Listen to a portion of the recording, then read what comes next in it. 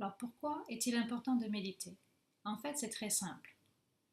Soit on apprend à contrôler notre mental, soit c'est lui qui nous contrôle. C'est pour ça qu'il est très important d'arriver à développer une pratique régulière de la méditation.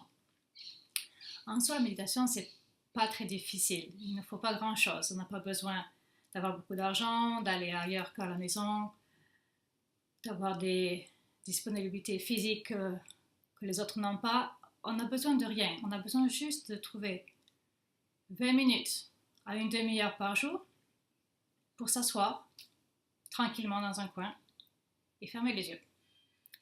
De là, après, on peut pratiquer plusieurs techniques. La plus simple, c'est la pratique de la méditation Vipassana, qui consiste en fait à devenir témoin de sa respiration. Donc en fait, on ferme les yeux, on respire très doucement, on prend bien soin de remplir le ventre, le diaphragme et les poumons, et de le vider aussi doucement par les poumons, le diaphragme et le ventre.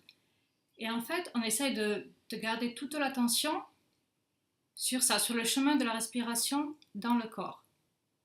Quand elle entre et quand elle sort. Donc on essaie de suivre le chemin de la respiration. Ce qui se passe en fait, c'est qu'au bout de 30 secondes ou une minute, il y a le mental qui va décrocher. Il va partir dans ses films comme il fait à chaque fois. On sait qu'est-ce qu'on a fait hier, qu'est-ce qu'on va faire demain, les choses qu'on a à faire pour le travail ou pour les enfants, ou les soucis d'argent, les soucis de santé. Il va partir dans les histoires qu'on se dit tout le temps, toute la journée. Dès qu'on se rend compte, on arrête ça, on arrête la pensée là où elle est, et on ramène l'attention sur la respiration. Et on regarde la respiration, on regarde le chemin de la respiration. Jusqu'à que, encore, le mental décroche. Et il s'en va, bla bla bla bla bla, comme il fait tout le temps, toute la journée. On s'en aperçoit, on revient et on regarde la respiration. Et en fait, on fait que ça. C'est juste un mouvement très simple.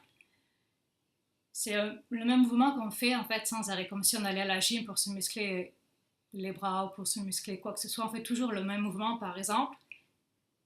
Et au bout d'un moment, on a des résultats. On voit le muscle qui grandit. La méditation, c'est ça. On va faire le même mouvement. On arrête le mental dans la pensée, on le ramène au présent. On essaie de rester le plus longtemps possible au présent. Il décroche. Dès qu'on se rend compte, on le ramène. Et on fait ça.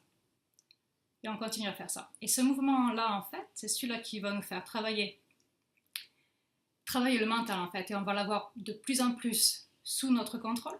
On va pouvoir rester de plus en plus présent. Et aussi, on va pouvoir se rendre compte quand il disconnecte, en fait, quand il s'en va dans ses histoires. Donc, ça, en soi, c'est très simple. Il y a pas grand-chose. C'est pas très compliqué. Le truc, c'est qu'en fait, il n'y a rien qui se passe au départ. Il y a rien qui... C'est pas une chose extraordinaire. On ne se sent pas très, très relaxé, très reposé. C'est pas l'illumination instantanée.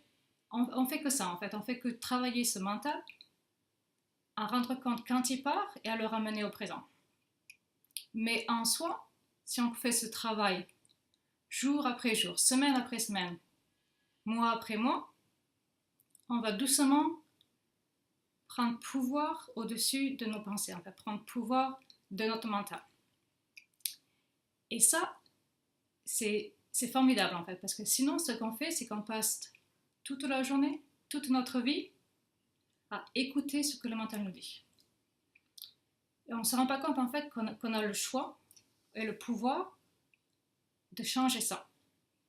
On a le pouvoir de changer le fait qu'on n'a pas à écouter et à croire tout le temps ce qui se passe, ce qu'on entend dans notre tête. Et doucement, avec la pratique à long terme de la méditation, on arrive à changer tout d'abord ce qu'on entend, on arrive à changer les pensées qui nous passent par la tête, mais aussi on arrive à les arrêter. Et quand on les arrête, c'est fantastique parce qu'en fait, pour la première fois, on arrive à être juste présent avec notre vie sans avoir en fait ce filtre devant nous qui nous empêche d'être là, qui nous ramène tout le temps dans le passé ou dans le futur. Dans la méditation, c'est ça. Après, bien sûr, il y a tout le temps, on va tout le temps dire, oh mais c'est trop dur, j'arrive pas, mon mental il va trop vite, j'arriverai jamais à l'arrêter. Et c'est normal. Quand on arrive, quand on commence, comme j'ai dit tout à l'heure, il ne se passe rien. Rien du tout. Et c'est pas que ce soit dur, enfin le problème, c'est qu'il ne se passe rien. Donc on a l'impression de perdre notre temps. Et ça, en fait, c'est une illusion parce que si on arrive à pousser ça, pousser cette barrière en fait, de limitation, qui est encore une excuse du mental, c'est le mental qui parle. Dans le futur, à force de pratiquer, il va se passer des choses. Il va se passer un ralentissement des pensées qui sont plus calmes, qui sont plus positives. Mais au départ, il n'y a rien. Donc en fait, on fait tous les jours la même chose sans vraiment savoir à quoi s'attendre. Et beaucoup abandonnent en fait. Ils ne pensent pas que c'est possible d'arriver à arrêter en fait ce mental. Mais qu'est-ce qui est le pire en fait? Est-ce que c'est dur que ça en fait de passer des mois ou même des années, que ce soit 2, 3, 4, 5 ans, à travailler, à passer une demi-heure par jour à essayer de méditer? Ou le plus dur peut-être, est-ce que c'est de passer toute sa vie sans en fait avoir contrôle du tout sur notre mental et passer toute sa vie à écouter ces pensées qui peuvent nous oppresser, qui sont négatives, qui nous empêchent en fait de vivre, de nous épanouir, de nous rendre heureux.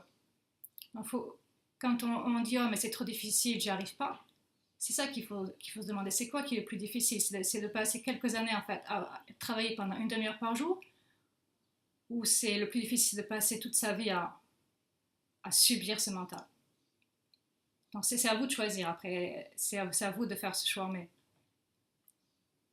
si on fait ce travail, c'est obligé que dans le futur il y a des résultats. C'est tout le temps comme ça. Si on met son énergie à essayer de changer ou de faire progresser quelque chose, ça va se passer. On ne sait pas quand, on ne sait pas comment, mais ça se passe. Si on va à la gym tous les jours, sans s'arrêter, jour après jour, mois après mois, année après année, on va avoir un corps très très musclé. On sera capable de courir pendant des heures, de faire tout ce qu'on veut. Et c'est pareil avec le mental. Si on passe la même énergie à essayer d'apprendre à contrôler ses pensées, à garder le mental calme, et au bout de quelques années, c'est pareil. On aura un mental qui sera très posé, très en paix, et qui sera très agréable à vivre avec. On ne subira plus sa façon d'être.